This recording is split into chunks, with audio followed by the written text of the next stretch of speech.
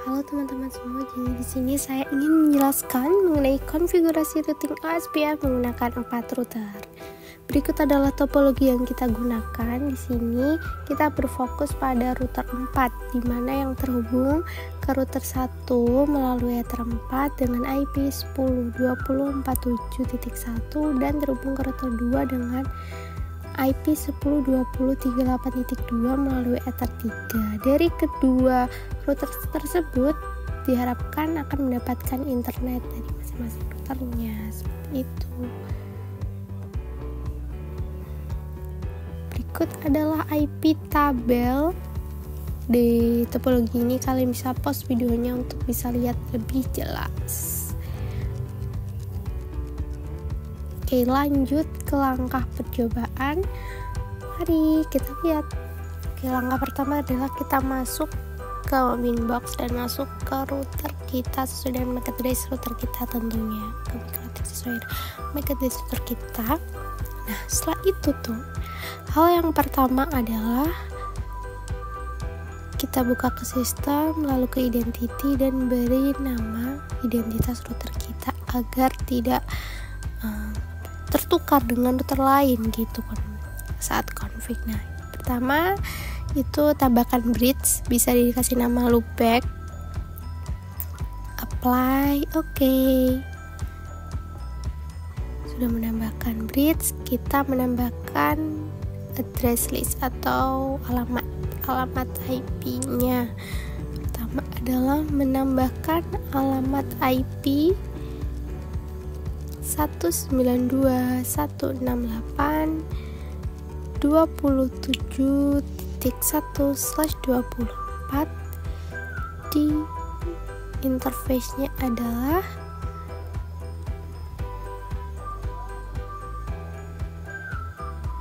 Ether 5. Kita apply. Setelah itu kita tambahkan lagi. Untuk memudahkan, kita juga beri komen, misalnya terhubung ke PC gitu ya. Nah, oke, terus kita tambahkan lagi IP address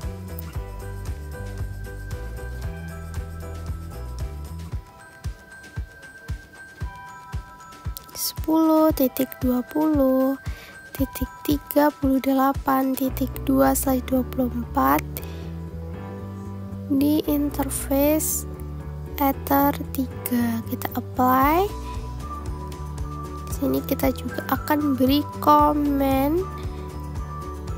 Interface ini tuh terhubung kemana sih? Itu terhubung ke router 2.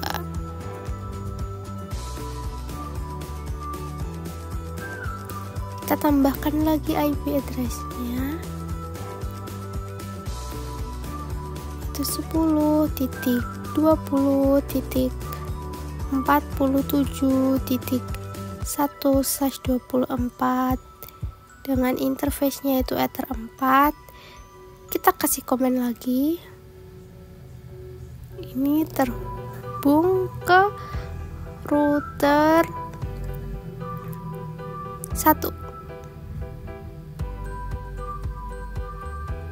Oke. Sudah nih, menambahkan 3, kita tambahkan lagi untuk alamat IP loopback. Kita alamat IP loopbacknya itu 4.4.4.4/32 dengan interface-nya bridge yang kita buat tadi. Saya beri nama loopback. Kita oke semua. Dikasih komen dulu loopback gitu. Oke. Kalau sudah menambahkan address list, langkah selanjutnya adalah setting routing OSPF-nya.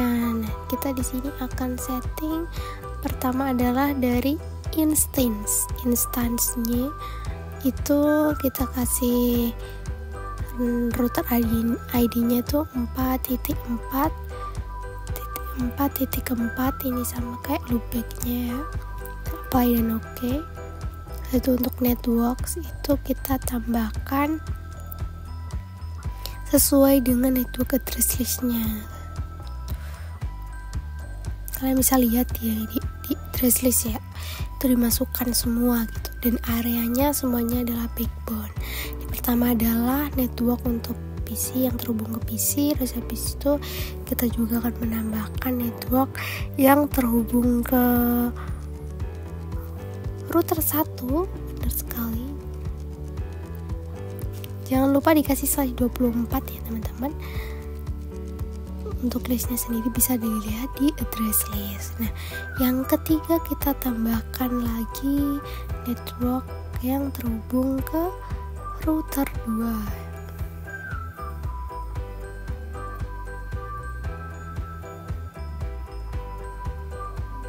Tuh 10.20 38.2 tuh slice 24, maaf maksudnya titik 0 ya, karena network itu jadi semuanya titik 0. Dan yang terakhir adalah kita tambahkan juga network untuk loopbacknya. Kita pakai slice 32, mau ditulis atau enggak nanti otomatis akan hilang gitu. Kita oke, jangan lupa di oke ya. Udah menambahkan network, langkah selanjutnya adalah interface-nya itu nanti akan dinamis gitu, akan ditambahkan secara otomatis ketika kita sudah menambahkan networknya, dan instance-nya tadi dilihat juga running. Nah, langkah selanjutnya ini yang tidak kalah penting, kita akan menambahkan IP address PC. Kita tambahkan IP PC dulu melalui, bisa search nanti di Windows Network Connection, pilih Ethernet, terus di bagiannya di IP4 dan connect, dan isikan IP PC-nya gitu. Pakainya saya 192.168.27.2. Nah, langkah selanjutnya adalah kita melihat roots. Ini sudah tertampil semua rootnya, berarti sudah tergabung semua, terkoneksi semua, dan kita tambahkan gateway. Tambahkan gateway 10.20.47.2. Gateway ini akan reachable melalui Ether 4. Ini gateway nya ini adalah yang akan menghubungkan kita ke ISP yang dari router 1. Benar, kita oke. Kita kasih komen biar kita tuh tahu gitu, bisa identifikasi lebih mudah.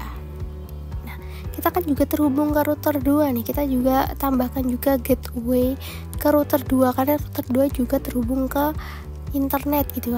Kita dapat terhubung atau kita mendapatkan internet dari router 2 seperti itu. 10.20.38.1. Untuk gateway-nya sendiri bisa lihat di IP tabel ataupun dari topologinya ya. Kita kasih komen juga, yaitu ISP dari router 2.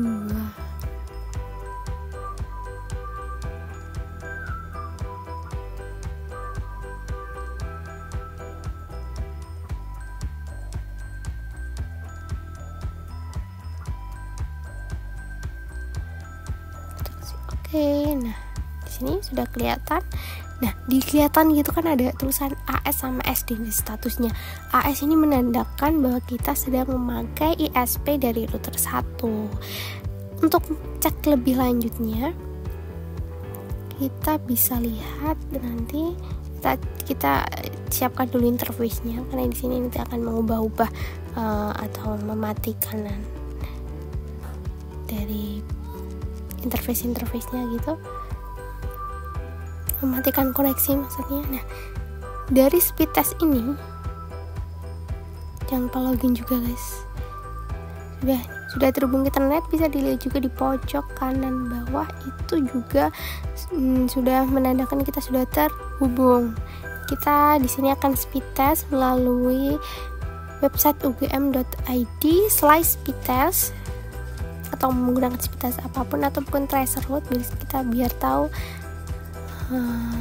ISP mana yang kita gunakan. Tadi terlihat bahwa ISP yang digunakan adalah ISP dari router 1 gitu ya.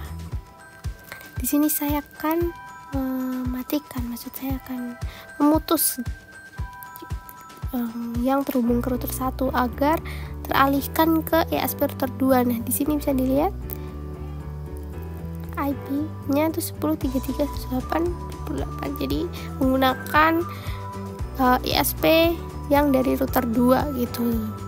Jadi ketika Ether 4 atau Ether yang terhubung ke router 1 terputus, maka akan otomatis teralihkan jalurnya itu ke ESP router 2 seperti itu.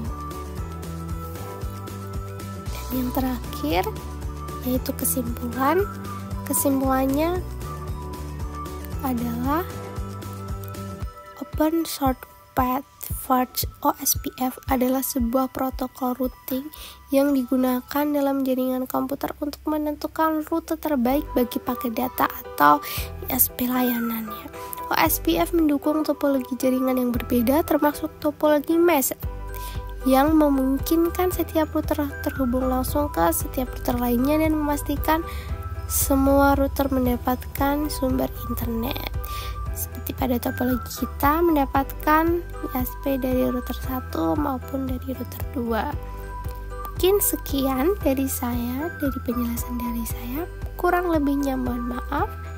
Terima kasih. Bye bye.